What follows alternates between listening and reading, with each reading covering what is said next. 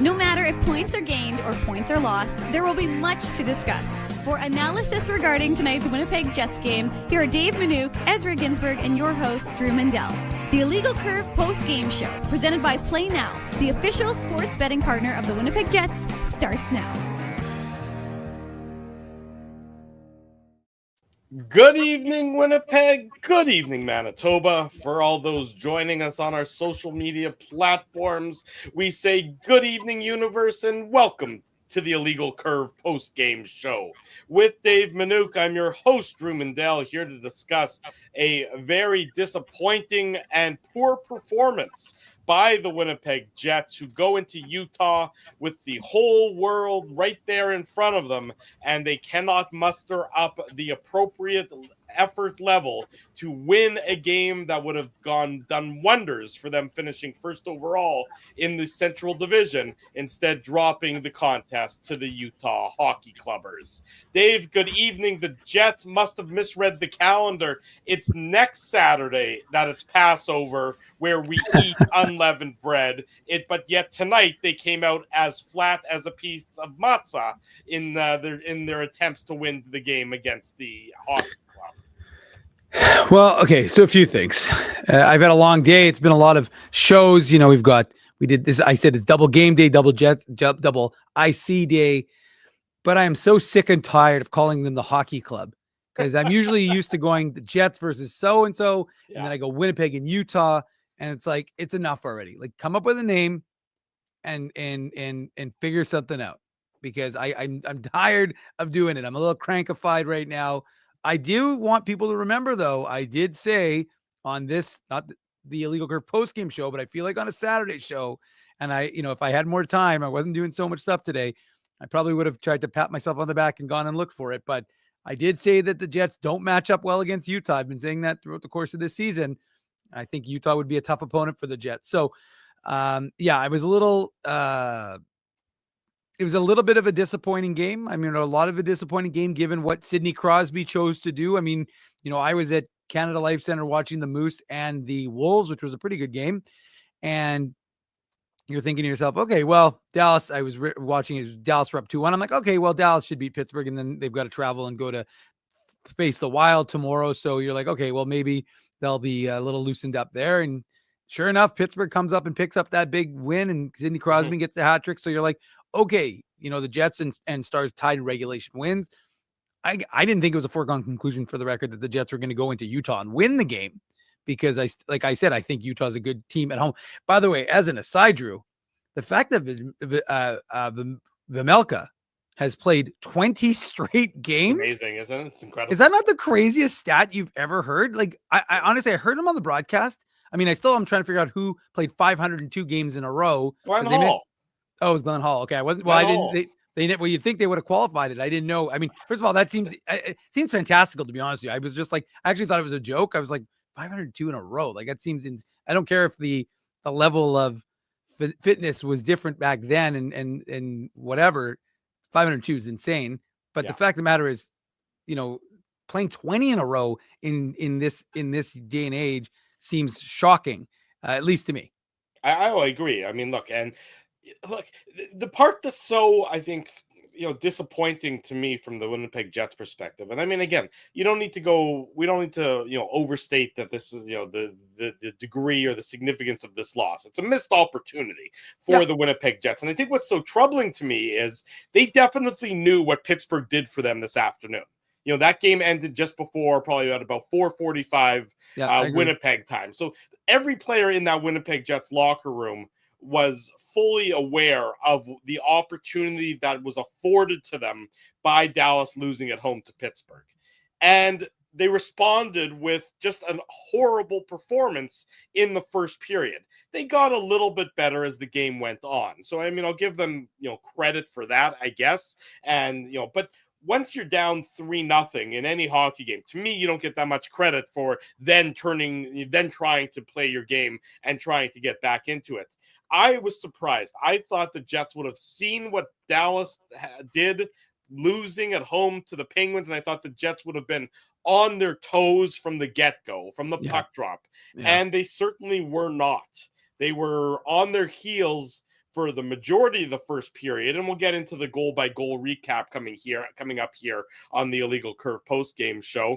We'll get into all the nitty-gritty details, but to me, it was just the complete opposite of the kind of response that I thought we were going to see from the Winnipeg Jets, especially when you consider what happened between Dallas and Pittsburgh before puck drop this evening.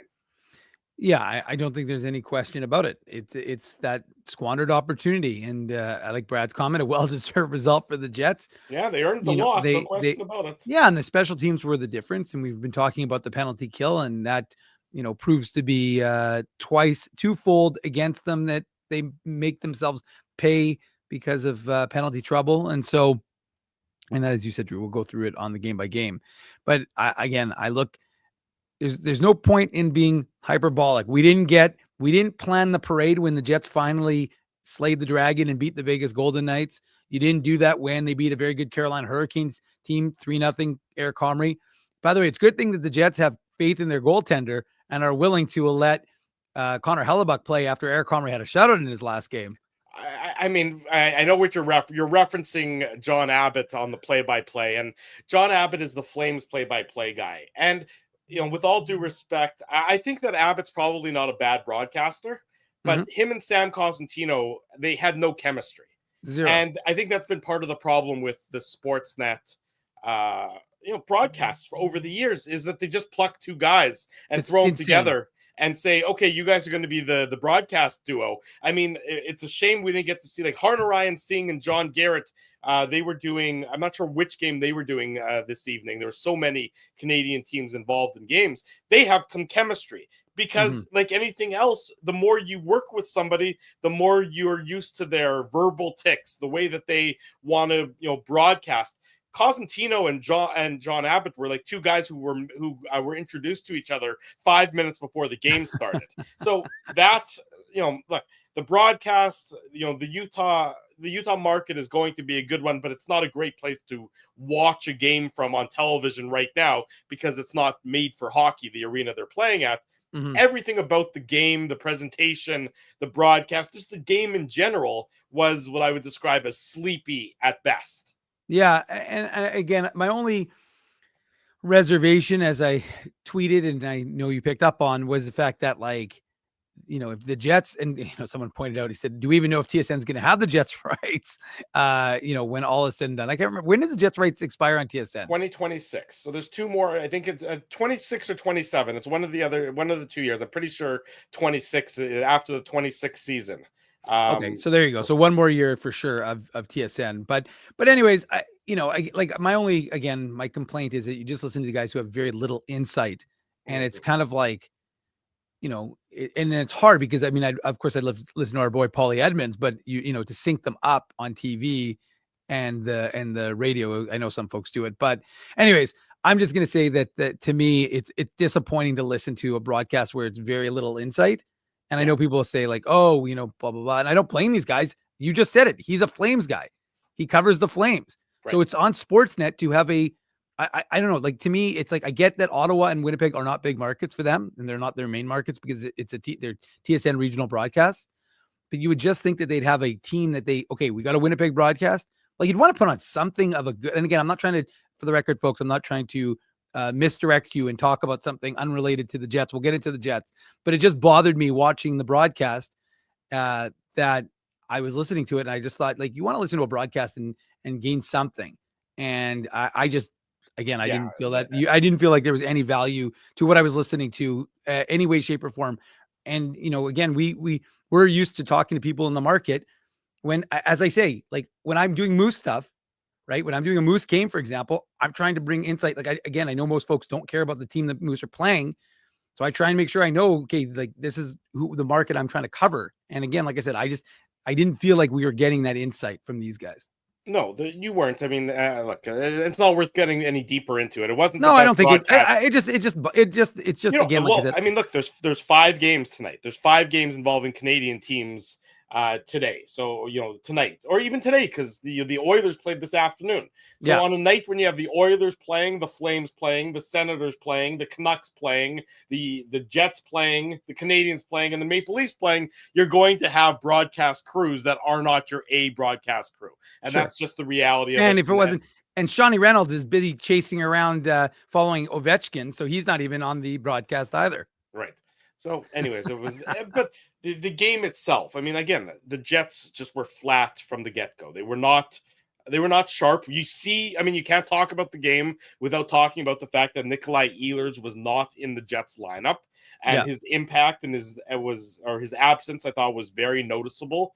The Jets are, you take the top six forwards out of any team's lineup, they're not going to be as good as if those guys were in there. Now, they've played some good hockey, with Velarde out, namely, Thursday night in Las Vegas and some other games as well. But Ehlers' absence because he does things that nobody else on the team can do. With speed, too. The game-breaking speed always puts defenders on their heels. Not that the Jets are slow without him, but I thought you definitely noticed that the Jets had struggles at times in getting out of their own zone, where Ehlers sometimes is a one-man zone exit and a one-man zone entry.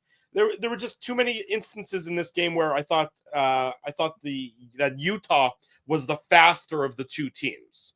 Utah is built on speed. They're a fast, quick, young team, and I thought that they made the Jets at times look a little bit slow.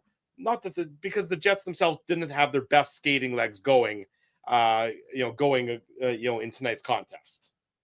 Yeah, again, that's the biggest hesitation when you're playing a team like Utah. And look, they're not prepared to, I think it was just before, I don't remember which of our guests today, I think maybe it was Jacob, but one of the things I said on the show this morning, you can listen to it, of course, download the Illegal Curve Hockey Show, 2 hours of great Jets and Moose insight, some prospect talk as well.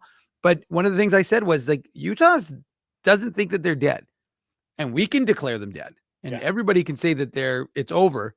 But the reality is, and I liked the quote from the coach, because he said something to the effect of, well, you know what, look, he can golf in April. Yeah. We're not going to be worried about burning him out now, because we need to try and do something. And to their credit, they were able to do something. They were able to take down a Jets team. And I'm not in the Jets' heads. I can't say if the Jets were in cruise control. They thought, hey, you know what? We Dallas just gave us a little bit of a breather, because if Dallas wins, of course, it's a completely, Captain Obvious, very different conversation. And so instead, and by the way, how many folks are happy that St. Louis has a limited amount of runway? I think the Colorado Avalanche do, because St. Louis beat the Avs today and they're only 5 points back of Colorado. I don't think they're going to catch them with 4 games left. Right. And but 12 wins in a row is simply insane. And isn't that a reason alone, Drew, well, I guess it doesn't really matter, because I don't think Minnesota is going to catch them now that they're 4 points back. Mm-hmm. But again, this is the Utah club now 7 back of Minnesota. So they're done. They're not really done, but I like the fact that their coach doesn't want them to give up, doesn't want them to quit. And these guys are playing for each other. And so why not play the role of spoiler? They knew the score too. They knew that the Winnipeg Jets needed to get this game to really kind of secure the Central and try and have a good shot. I mean, again, you would have been able to have a 3-point cushion on, because this would have given them 110 points, correct?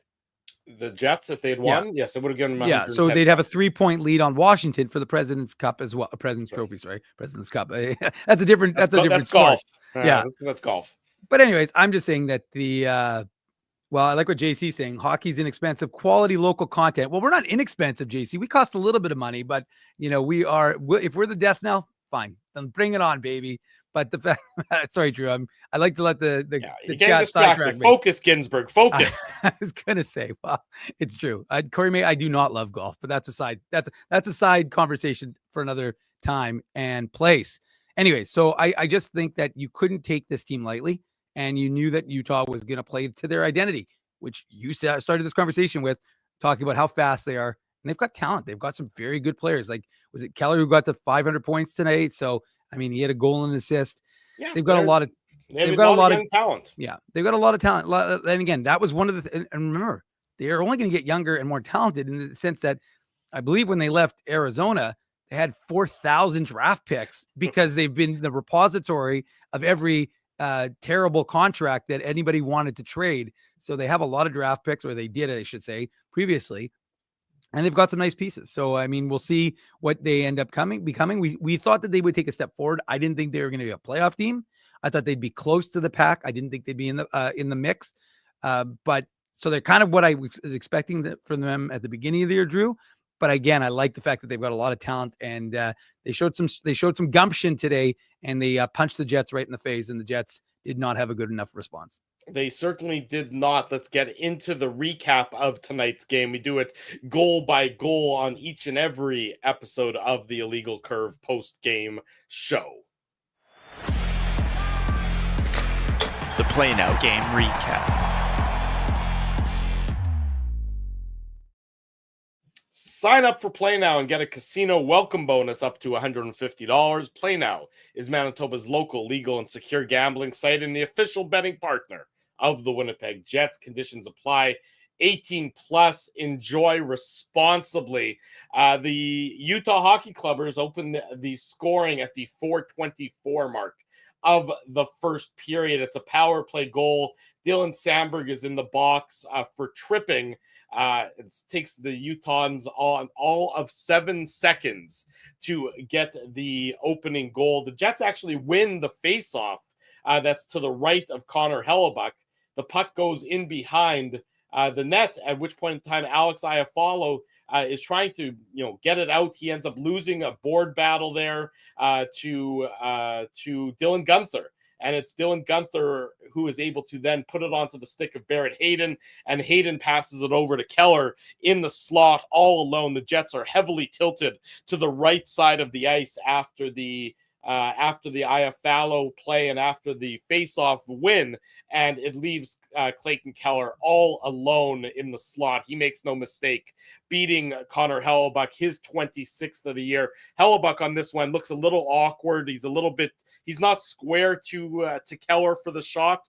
I don't know if they were speculating in the first intermission that he didn't get the push off the right goal post as much as he wanted so that he would be in a better position, but he was deep in his own crease and sort of playing it awkwardly. So real comedy of errors for the Winnipeg Jets on this opening goal. And Utah has that early 1-0 lead. Yeah, I mean, I would have liked to see Logan Stanley fire that puck as soon as Adam Lowry wins. I know he doesn't have a ton of space, but you gotta think like first instinct is to try and rim it around the boards as fast as you can.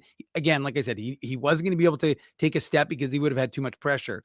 But I thought he had time to get that puck and at least try and get it as far out as possible. He doesn't, and the problem is you got to realize like you're out man. There's not an advantage to you. So even if you get it to Iafallo, it's probably not going to be a clean play. And then unfortunately for the Jets, they're like you said, that Drew, the Utah's challenges them right away, and Stanley is left alone in no man's land, tries to help behind the net, forgets the fact that, wait a second, that means the front of the net is wide open.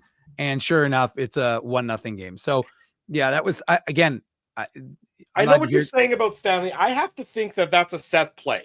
I'm sure it is for him to try and bank it off of to get it over to Iafallo there. That's as designed.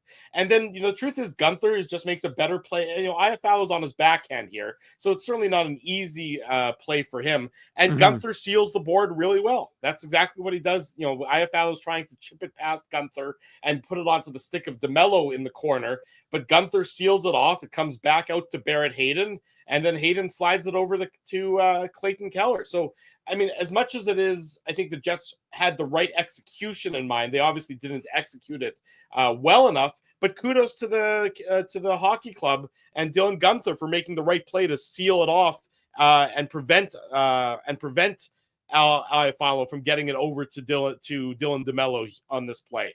If I have to listen, you call them the hockey club Well, what do you after want this me to season. call them? I can't call them the Soakers. Apparently, that's not allowed. So, I mean, I got what I got. I call them the HC. What I got? I need a name for them. No. It's all good. I'm just saying. You didn't let me finish. I was gonna say after the season, if they don't pick Oh, up yeah. a name, because I heard their whatever their previous, but just hearing you call them like continuously, I'm like, this is just too annoying. Yeah, I mean, it's just we've talked about it. The PK is one of the areas of, again, special teams has been an area of concern, right? We talk about, I thought the PK had been doing better, but as you illustrated the last time I made that point, it'd been okay, but it'd been kind of where they had been for a while, which was 14th overall in the NHL. And the power play we know has definitely taken a downturn. And we obviously know that they got a power play goal in this game. Mhm. But the fact of the matter is that these special teams, again, I understand that playoff hockey is different, but you want to have it a little bit more. That's the area of concern for me, is that their special teams aren't finesse. And again, I say that statement knowing that you don't have Nikolai Ehlers, you don't have Gabriel Velarde, so that's 2/5 of your number one unit, and that you're missing Neil Pionk, who is 1/5 of your second power play unit and obviously plays a lot of the game. So I will make that statement with the understanding that those guys are out, but at the same time, like I said, this is it's just a tough way for the game to start, because it was just, I mean, what was it? Just 4:24 into the first period, and kind of set a tone. Right. And not to suggest that in any way, shape, or form that the Jets were suddenly going to be like incapable. To be honest with you, even when it was 3-0, I thought if the Jets got an early goal, which they obviously did, I didn't think this game was out of reach. Well, and if Scheifele puts it at the backhand over Vejmelka after the Jets made it 3-1, then the last 15 minutes of this game are a lot more interesting, than they were. Right. But at the same time, we've been using Vejmelka's name for since the Arizona days, where he's put up some impressive performances against the Winnipeg Jets. So yeah, it's just an unfortunate thing that the PK is an area of concern, and it doesn't help when your best PKer is in the penalty box. No question. Jets get out of the first period down 1-0 thanks to Connor Hellebuck, who made at least 2 or 3 big saves in the rest of that first period to keep it at that 1-0 margin, because it certainly could have been a lot worse. The Jets did get a power play opportunity 30 seconds after Utah had opened the scoring. Kevin Stenlund took a holding penalty. The Jets were not able to capitalize on that, and the first period ended with the score 1-0 for Utah. We did get to see for a brief period of time, starting in that period, a trio of Connor, Scheifele, and Perfetti. They ended up playing 6.5 minutes at 5-on-5 together as a line. The numbers were good for them. 65% was their Corsi for, expected goals percentage of 66%. So, an interesting option for Scott Arniel that we haven't really seen this year that I can think of. Certainly not for any significant period of time. It was only 6.5 minutes today. And of course, the Jets hope that Nikolai Ehlers will be back in the lineup and healthy to go for Monday against St. Louis. But it was interesting to see Connor, Scheifele, and Perfetti, and that they had some pretty good success and had some pretty good chemistry, the three of them all together.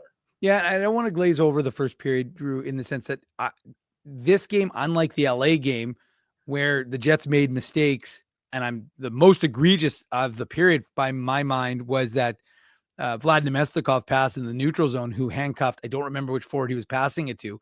Maybe, I don't remember who it was. I won't even suggest the name because I don't recall exactly, but it just handcuffs them. And then the Utah Hockey Club, as you like to say, goes back the other way. And Connor Hellebuck made, 2-3 saves throughout the course of that period, which were like, okay, well, that's what they weren't getting from him in the game against LA, where they would make a mistake and he'd bail them out normally. Didn't do that in LA, but tonight, especially in that first period, he certainly did. Yeah, no question about it. Connor Hellebuck was the best Winnipeg Jet on the ice in that first period, which probably tells you a lot about how this game went for the Winnipeg Jets at the same time, although Hellebuck usually is the best Jet player on the ice. 2-0 for Utah, 57 seconds into the second period. Again, a power play goal. So Mark Scheifele takes that holding penalty late in the first period, an offensive zone holding penalty where he takes down Sean Dursey, and the Utah make the Jets pay. Barrett Hayden, his 19th of the year. assist to Dylan Guenther and Clayton Keller. And that gives the Utah Hockey Club the 2-0 lead early in the second period. This comes shortly after an Adam Lowry 2-on-1 shorthanded opportunity where Lowry was what I'll describe as indecisive, I think would be the best way you can use to decide. He was very patient, but almost too patient, and didn't end up getting what I would say was a good scoring opportunity away. Had they capitalized on that 2-on-1, that certainly would have changed the tenor. Instead, Utah moves it back up the ice. They set up their power play. They move the puck well. They get some seams through the Winnipeg Jets, and then there's a bit of a goalmouth scramble off of the Guenther. Gunther's the one who puts it into the blue paint, and then Barrett Hayden is able to deposit it past Connor Hellebuck to give Utah the 2-0 lead. Yeah, and here's another example, Drew, of the puck briefly being on a Jet stick. Luke Shen has that puck in front of him. Mm-hmm. And, now he was not in nearly, there's a lot more traffic where he is in terms of, trying to get a clean clear. So he's unable to do that. And you're right. I mean, this is just good, quick. I mean, this is kind of what we've seen from the Jets power play. It's quick. It was real quick. And, again, you don't often see Dylan Samberg out of position, and, he's allowing someone in behind him. And it's what are you going to do? I mean, this is tic-tac-toe. It's a beautiful sequence from Utah, but it's just, it's defended poorly by Winnipeg. And so, like I said, Luke Shen had the puck on his stick, kind of an ineffective clear to the blue line, doesn't get it out. And then they go to work. And like I said, when Dylan Samberg doesn't have body positioning, which isn't often, you're playing catch up. And, anytime that happens when you're already at a disadvantage, well, it's going to get exacerbated. And so what ends up happening is they move it quickly, which has been the hallmark of Winnipeg. And suddenly now you're down 2-0. Yeah, it's exactly right. The Jets were just still at this point in the game. They put together a couple of shifts, but it wasn't sustained. It wasn't shift after shift. There were no handoff shifts. They just never really felt that they put Utah on their heels in the course of tonight's game. And that's certainly what you need to do with a young team like Utah. To your point, they know they're not going to make the playoffs, but they still want to play spoiler, and they're not mathematically eliminated. So it's no wonder that they were ready to go for tonight's contest, whereas the Winnipeg Jets were not ready to go, and that they really didn't begin to find their skating legs, I would say, until late in the second period and then the third period. But, it was too little too late at that point in time. And it was too little too late because Kevin Stenlund. Yeah, the old Winnipeg Jets player. He's having a hell of a year. 13 goals now he's up to for Utah. And he really looks, fits in well there, playing in that fourth line center role. Kevin Stenlund gets his 13th of the year, assist to Mikhail Sergachev and John Marino. And he just beats Connor Hellebuck clean. Yeah. And, he beats him clean, blocker side. It's not where you see Connor Hellebuck get beat very often. It's not something you expect to see happen, but it does. And the Jets are now down 3-0. But again, seconds before this, when the Jets had their power play opportunity in the second period, they come very close. Mark Scheifele hits a post. Cole Perfetti had a good opportunity. The Jets came close to cutting the lead to 2-1. Instead, Stenlund beats Hellebuck clean, and it's a 3-0 game, after 40 minutes. This is the proverbial backbreaker, Drew, because... Yeah. A goal that Connor Hellebuck, the Jets have been down 2-0 plenty of times, but that's usually where Hellebuck becomes the brick wall and doesn't let that third goal in. Yeah, and I'm not blaming the first line on this play, but it's not the best dump in by Mark Scheifele. It's not deep, so Utah cuts it off about halfway, and then the first line is slowly getting off. And I suspect that they thought they had more time. They didn't. So again, credit Utah, right? They get a quick transition, real nice pass by Sergachev. It recognizes that Stenlund's there. And I don't know in what world this goal beats Connor Hellebuck, really, other than, I guess, on Earth, because it's in this world. It was a nice shot by Stenlund. Oh, it was a nice shot. It's true. It's a nice shot, but I mean, makes the save. How often do you ever see Connor Hellebuck get beat by a shot of that nature? You don't. Not very often. You don't. So anyways, it's unusual, but that is one where, especially because I believe how much time was left in the period? There was just over 3 minutes to go, 3:03 to go in the period. Yeah. So, 2-0 into the third, you're like, all right, as you just said, the Jets have been down before. Utah is a good team. Again, like I said, they play them well, but they're not, undefeated in the last 30 games. Like they can. Not the St. Louis Blues. No, exactly. So again, I'm not trying to diminish the shot by Kevin Stenlund. I thought it was a great shot. I'm just saying, to me, Connor Hellebuck, it's more about Connor Hellebuck not making the save than it is about Kevin Stenlund's shot. Let's just put it that way. Yeah, no problem with that assessment.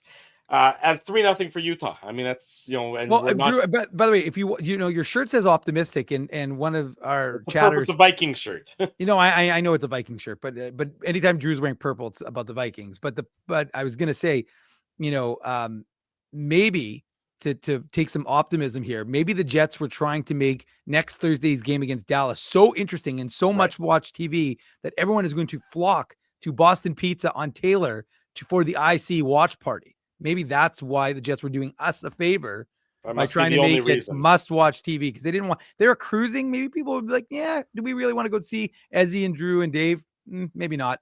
But now, gotta kind of come out to Boston Pizza on Taylor and hang out with us on Thursday night. That's right. The Illegal Curve watch party and live on location post-game show this coming Thursday for the Jets and the Dallas Stars. It's obviously going to be a massive game. You all know about the playoff implications that game is going to have. The Jets are next in action on Monday. Dallas has 2 games. They play tomorrow in Minnesota and Tuesday at home to the Vancouver Canucks, if I'm not mistaken, off the top of my head. Conceivably, depending on the results of games Sunday, Monday, Tuesday, the Jets and the Stars could be tied for first in the Central Division entering Thursday's game. So, obviously big things afoot, and you'll want to be there at Boston Pizza on Taylor Avenue on Thursday night for the Jets and the Stars, the Illegal Curve watch party, the Illegal Curve live on location post-game show. So we're looking forward to that coming up on Thursday night. Third period begins. If the Jets are going to forge a comeback, they're going to have to get an early one. And to their credit, they do. Oli Mata is in the penalty box for hooking.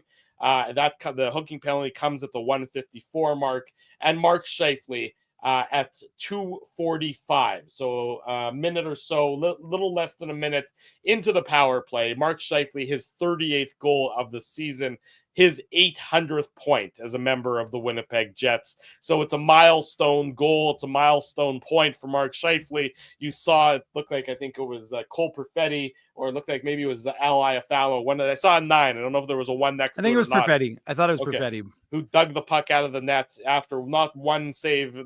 So a couple of good chances for the Jets. Perfetti had a good chance there. I think it was Kyle Connor who also had a good chance. And then the rebound eventually gets kicked out to Mark Scheifele. He's got a wide open net to shoot at, and he makes no mistake. Yeah, Connor had the first chance. Perfetti had the second chance. Scheifele into the empty net. But it actually, the only reason the Jets are able to get this goal is because Perfetti and Morrissey win a board battle right up at near the blue line. The Jets keep it in, and then they break down the defensive coverage for Utah, and Scheifele gets the milestone goal, which I'm sure he will appreciate at some point in his career. But I think for now, it probably sticks in his craw a little bit of a hollow milestone for the Jets number 55. But to add another milestone to this milestone, this goal is also our Seagram shot of the game. The Seagram shot of the game. Now, did you need Doug to remind you, Drew, or did you remind yourself? No, I didn't. Did Doug say that I needed to do? No. Doug was just saying that was the Seagram's 83 shot of the game for his 800th point. So I just wasn't sure if you guys were, thinking along the same lines, or he needed to kind of just give you that little bump in the memory bank. I appreciate every time anybody gives me a little bump in the memory box, because that helps me out, because I oftentimes forget the most obvious things. But no, this time I remembered on my own that I needed to do the Seagram shot of the game, and it goes to Mark Scheifele. It would have gone to Kevin Stenlund if the Jets ended up being shut out. But in any event, Scheifele gets it on this goal to make it 3-1 for Utah. You like the fact that the power play succeeds. You like the fact that That the Jets win that board battle, that Perfetti wins another board battle. Good, good for him there. But in a game with not a lot to like, I guess this is one of the few a few moments that the Jets will appreciate and will want to see more of. Yeah, I mean, look, again, Drew, I think it's always important to keep stuff within context. And a game, a win and a loss, especially in the context of the totality, sorry, I should say, of the season, is important to remember that these things are able. You can park them. Again, you discuss them like we do after every show, and then you move on. So I'm not sitting here going, "Oh my God, this Jet team is done. They're done. They can't beat Utah." Obviously, again, just to be clear, Colorado lost today. Dallas lost today. So, I mean, it was Central Division loss day. St. Louis didn't lose. St. Louis is like a freak, right? They just don't lose, but everybody else decided to lose. So I'm just saying that good teams lose. I think. But what's Nashville doing? That's the real question. Well, I think did Boston beat Carolina today 4-0? Carolina, Buffalo beat Tampa. So it was bad teams win games day around the NHL apparently. Well, and the Rangers lost again, which is I'm happy with because I don't care for the Rangers, but good for the. And then I actually looked for a second. I'm like, oh, did the Sharks beat the Kraken? But they're currently losing. So even are up to nothing. No, that's what I'm saying. So even the real bad teams are still the real bad teams. But anyways, I digress. This is I mean, it's a nice milestone for Mark Scheifele. He's got the most points now. Well, he already had the most points for Jets 2.0. First player, I should say, to become an 800-point man in the second iteration of this team. He still, of course, trails Thomas Steen by 17 points, which is the number he'll eclipse next year. And then he will have to wait probably 2 seasons before he eclipses Dale Howardchuk's 929, I believe, is the number for Ducky. So still a ways to go for that. But at the same time, I mean, it is, like you said, Drew, it's not something he's going to be real pleased about and something he's going to want to talk about. I'm sure they asked him about it in the post game, but ultimately at the end of the day, when one of these things comes in a loss, it's nice. It's memory. And as you said, Cole Perfetti grabs the puck, but it's not particularly good given the context of today's game. And like I said, you don't make it bigger than it needs to be. But at the same time, if you win this game and you have a 6-point advantage of Dallas, you're not mathematically locked into that first spot. I can only imagine what the money puck percentages would have been if they beat, if they won and Dallas lost today. Mm-hmm. I would imagine it would have been in the 80s, I would think, for them to clinch, if not higher, Drew. Yeah, I would think you're right. I mean, the odds for the Jets to finish first in the division are still at 78%. So they're still in the driver's seat. Yeah. I mean, and of course, we know how significant Thursday's game against Dallas is going to be. The next 2 games for the Jets, and to the Jets' credit, they have, when they've been playing their big time opponents, they've been responding. Obviously we know the game against Dallas a few weeks ago, the game against, Washington, not that they're a rival, but, everyone knows that game, the game against Vegas. So the Jets now have back-to-back games, Monday at home against St. Louis and Thursday against Dallas, where they really, these are opportunities for them to take a stranglehold on the Central Division, regardless of what Dallas does tomorrow against Minnesota and then Tuesday against Vancouver. The Jets should really only focus on the next 2 games and taking care of their own business, and then they should be in a good position. And then if things don't go well on Monday or Thursday, well, then the last 3 games against Chicago, Edmonton, and Anaheim are certainly going to be of significance. But time will tell on that front. The Jets did almost cut it to 3-2. Mark Scheifele, as I mentioned, it was a nice passing play between Scheifele and Connor and Perfetti when they became a unit in that third period as well. But Karel Vejmelka is up to the challenge. He blocks.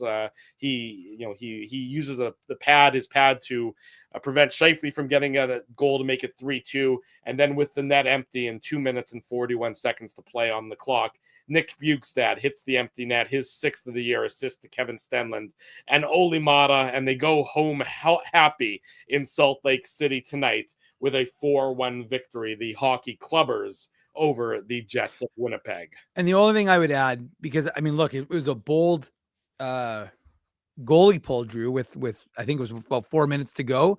Vicious is saying Dallas will win the Central. We will play Colorado. Well, if that's the way it is, Vicious, then that's the way it is. I mean, at the end of the day, the Jets will have home ice against Colorado. And again, like I said, the point is, though, there's no point. I appreciate the comment. We appreciate the donation. But at the same time, you have to remember, like, it's let's put it this way. I think it's premature. And Vicious derailed my thought, but I think it's premature because remember the person who commented about Eric Comrie, in Vegas. And I posted it, of course, on our Instagram. I didn't post their name because I didn't want to embarrass anyone. But the comment itself was Eric Comrie starting, we've lost. Right. Like there's no point in creating that sort of narrative because at the same time, like again, the Jets are still ahead, right? Like it's not like the Jets are even with Dallas and they could be 2 points up. The Jets still have a 4-point lead. So it's worth kind of being calm. And as Drew says, we'll be back here on Monday. I'll have, again, if the Jets practice tomorrow, I don't know if they're practicing or not. If they're practicing, I'll have coverage of. I'd be surprised. It seems like it would be. It would be an off day, right? It in the group chat. Well, right now they're scheduled to practice at 12:00. Oh, okay. But in the Jets media group chat, we're still trying to figure out if that's the case or not. We don't know yet. But there is a practice scheduled, so we'll see if they hold to it or if they don't. But regardless, we'll have coverage tomorrow. We'll have coverage on Monday. The sun will come up tomorrow. It's not the end of the world. And I forgot my original thought, Drew. If you happen to remember it, I don't remember it, but Vicious. I don't know where the hell you were going with that. I don't remember where I was going either, but I had a good point. But Vicious derailed me with my. I'll tell you where we can go. We can go to break and then come back and wrap up the tonight's contest, and you can give a little bit of an update about what happened between the Moose and the Chicago Wolves in downtown Winnipeg as well. So a little recap of the Moose coming up. Much more of the Illegal Curve post-game show coming up. It's presented by Play Now. Drew Mandel, Dave Manouk with you on a Saturday night. Don't go anywhere. More of the show to come after these commercial messages. We want to thank you for not betting with Play Now and choosing our illegal gambling site instead. Because we couldn't afford things like this without your money. So much of your money. Now you might have questions like, do our profits benefit your community? No. Or bet with Play Now, Manitoba's local legal and secure gambling site. Dining, entertainment, parking, and convenience, all in one spot. City Place is located in the heart of downtown Winnipeg, attached to the Canada Life Centre. Whether you're working, living, or out for a night in the downtown, make City Place your go-to destination before or after the fun finds you.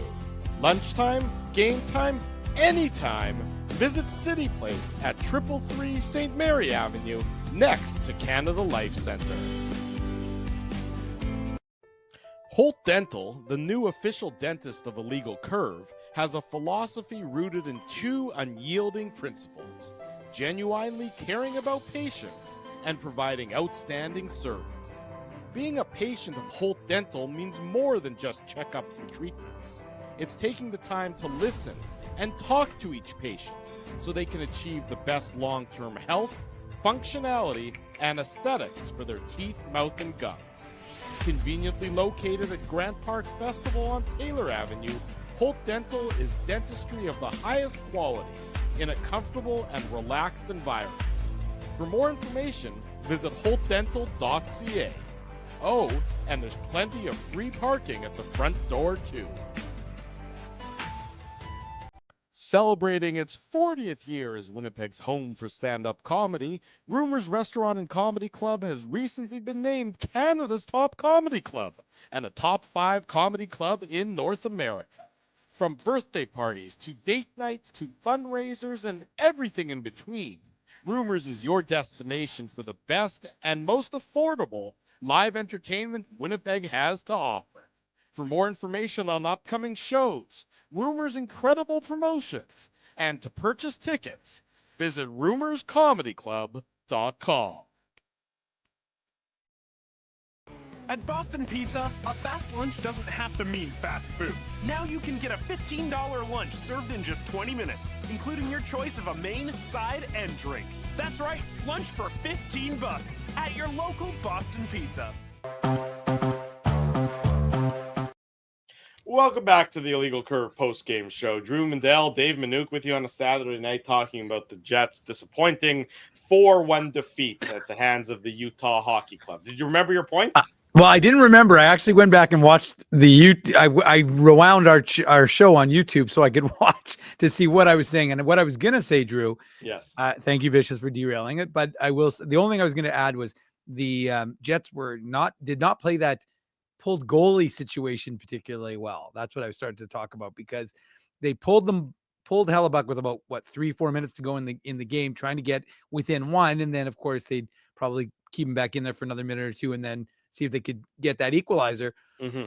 But they were all in the perimeter. The only guy who was at the interior was Cole Perfetti. Again, we're crediting him. I like the way he's been playing. We talked about him on this morning show, but just there were 3 guys at the blue line and 3 guys.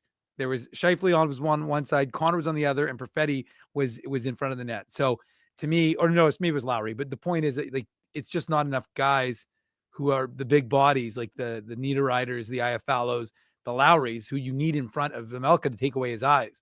So again, Cole Perfetti's got great hands, but really he's not the guy I want in front of the net if you're trying to create some chaos. So I didn't love the way they kind of close things out because look, it's a 3-1 game. They score there's a chance, but they don't. And instead it's an academic conversation. It is an academic conversation. Of course, the big news will be the health of Nikolai Ehlers moving forward. We will either find out tomorrow if there's, a skate, or probably Monday, more likely, with with what his status will be. It doesn't sound like, I wouldn't expect it to be anything too long term, but he was a game time decision for tonight. And you wonder if the Jets held him off more for precautionary than anything else, or if he still wasn't able to go tonight against Utah.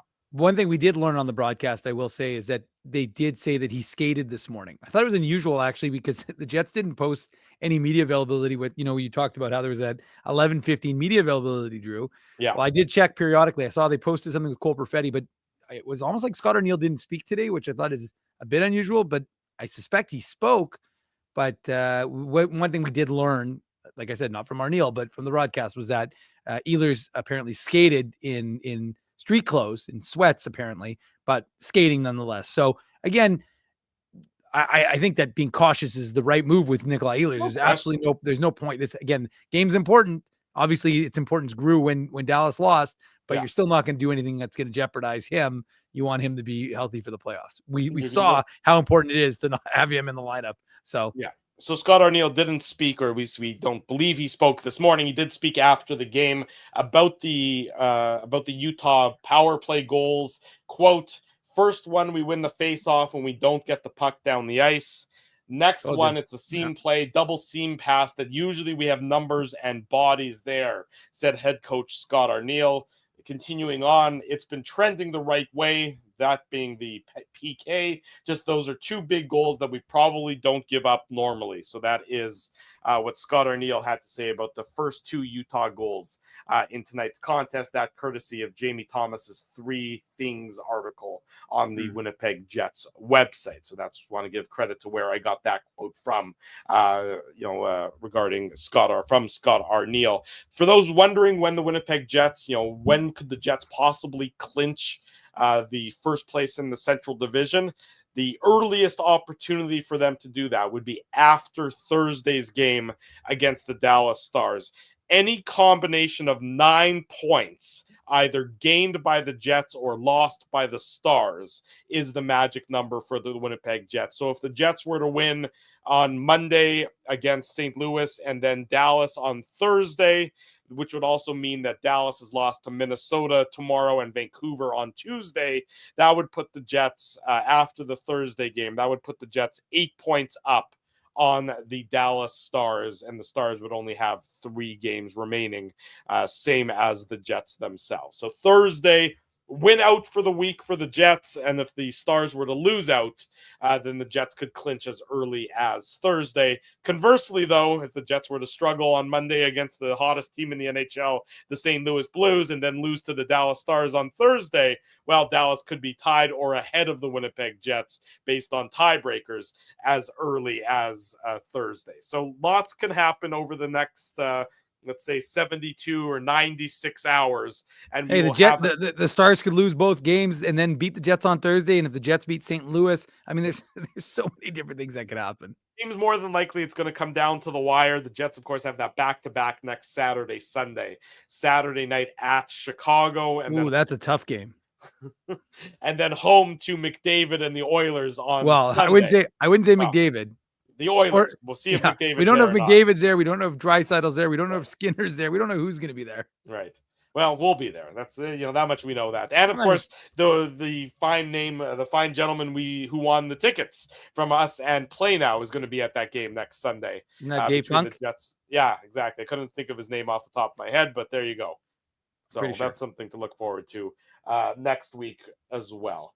Of course, illegalcurve.com will have all of the coverage that you need all week long with regard to the Winnipeg Jets. We remind you that we're going to be at Boston Pizza on Taylor Avenue on Thursday night, and we want you to join us there for the Illegal Curve watch party, for the Illegal Curve post-game show. It's going to be a rockin' house at Boston Pizza on Thursday night, so you should be there as well.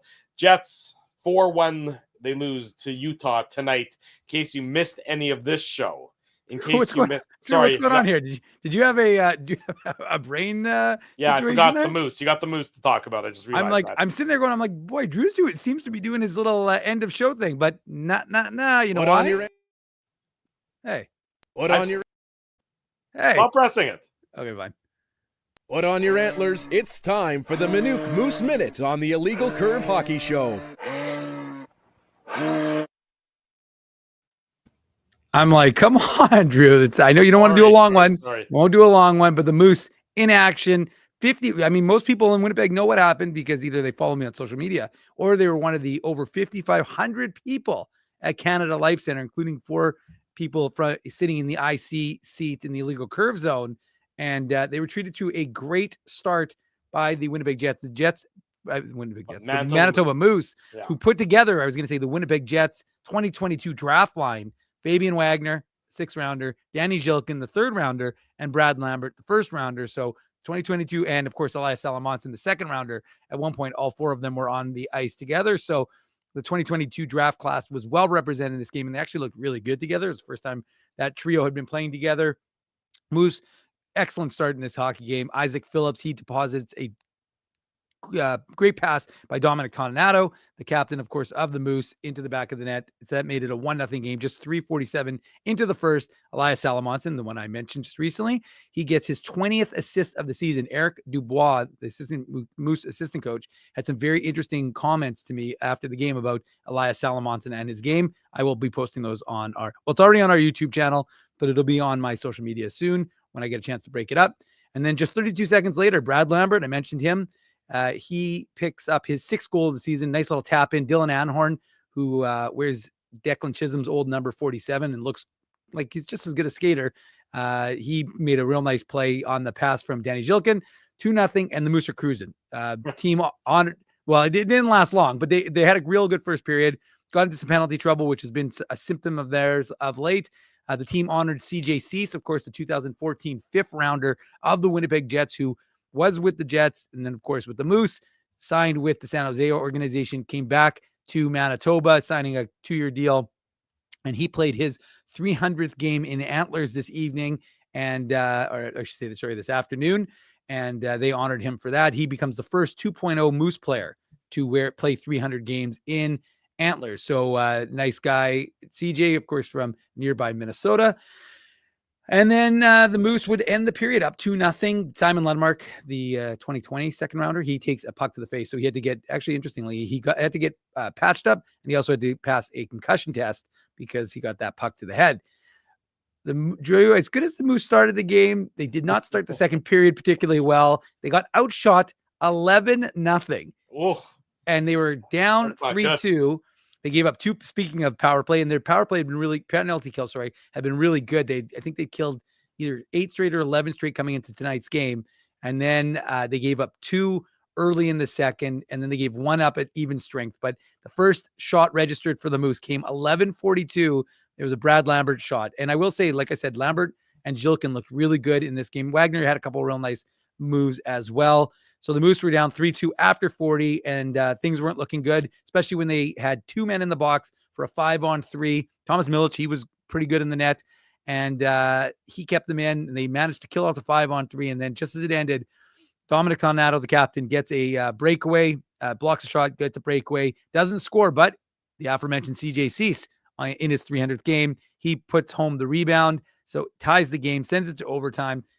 Kind of an interesting, the calls were whatever you want to call them. Fabian Wagner, he had a beautiful chance, as I mentioned on one of the previous shows, Drew. His family is in Winnipeg for the first time from Sweden, seeing him play this week for the first time in the AHL. And he had a really good chance in overtime. Doesn't get it to go. Dustin Tokarski makes a real nice save. And like I said, they took a penalty, and the Wolves took it 4-3 in overtime, but a pretty good game. And they'll be back in action tomorrow at 2:00 in a rematch. Again, only 3 home games left. We've only got 2 tickets for that game. We're already giving away 2. Right. So if anybody else wants to go to that game, you are welcome to contact me, dave@illegalcurve.com. And or you can just send me a message on social media, and I will hook you up with some tickets. And the other thing that's worth mentioning, Drew, because it's a final now in the OHL, Kevin He and his Niagara Ice Hogs, or Ice Dogs, sorry. The Ice Hogs are in Rockford. Yeah. But the Ice Dogs are in Niagara. The Ice Dog, and then the worst part is, Drew, one of them hyphenates the I think Ice Dogs, the D is hyphenated. I mean, the D is capitalized. Yeah. And in Ice Hogs, the H is not capitalized. So it's one word. It's like it's ice. Yeah, it's one word. Yeah, it's very weird. It doesn't ring true, but that's the way they spell it. I always balk at writing it, but I'm like, that's the way they got it. So I'll be consistent. Yeah. But anyway, so Kevin He, the 2024 4th rounder, he is now available to be assigned to the Moose. So potentially we see him join the team sometime this week. Would be able to practice and then make his pro debut on Friday night. So remember, if you want to go to that game, I'm not saying he's in. We haven't heard anything yet, but that's a possibility. And if he is, then you might want to be able to go to those games. Send me an email Friday night. We got tickets to that one. And maybe Kieran Walton as well, his best friend and fellow 2024 draft classman, 6th rounder, of course. He too could be on his way to Manitoba. So stay tuned to illegalcurve.com. We'll have all the latest on that. There you go. Prospects talk, Moose talk, Jets talk. It's all available on illegalcurve.com. And it's all free for you on illegalcurve.com, just like this show is free for you to watch as well. All we ask you to do is to, of course, support our fine sponsors, because they make this show, they make the Saturday show, they make the website a possibility. Those are our friends at Rumors Restaurant and Comedy Club, Play Now, Holt Dental, Boston Pizza, City Place, and Seagram. Support all those fine businesses because of their continued support of Illegal Curve Hockey. We also need you to smash the like button, to subscribe to the YouTube channel, to turn your notifications on, and to tell your friends and family that the best place to be after each and every Winnipeg Jets game, and again on Saturday mornings, is the Illegal Curve YouTube channel. If you missed any of this show, if you missed any of the Saturday morning show, you can check it out. It's available on the instant replay. The podcast is available for download as well. So go get your grubby little hands on all that good IC content. And then we'll be back on Monday night for another edition of the Illegal Curve post-game show. That is going to be right around 9:15 p.m. because it's a 6:30 puck drop. It's an Amazon Prime game on Monday. So it's a 6:30 puck drop on Amazon Prime. So you can tune in to watch the Jets and the Blues, and then you can tune in to watch yours truly, Dave Manouk and Ezra Ginsburg, talk about it later on after the game ends on Monday night. Until then, we encourage you to have a great weekend. Be safe with whatever you do. Be responsible with whatever you do. And, of course, keep it locked to illegalcurve.com. For Dave Manouk, I'm your host, Drew Mindell. Thanks, everyone, for joining us. We'll see you again on Monday. Until then, we wish you good night and good luck. And thanks for watching the Illegal Curve post-game show.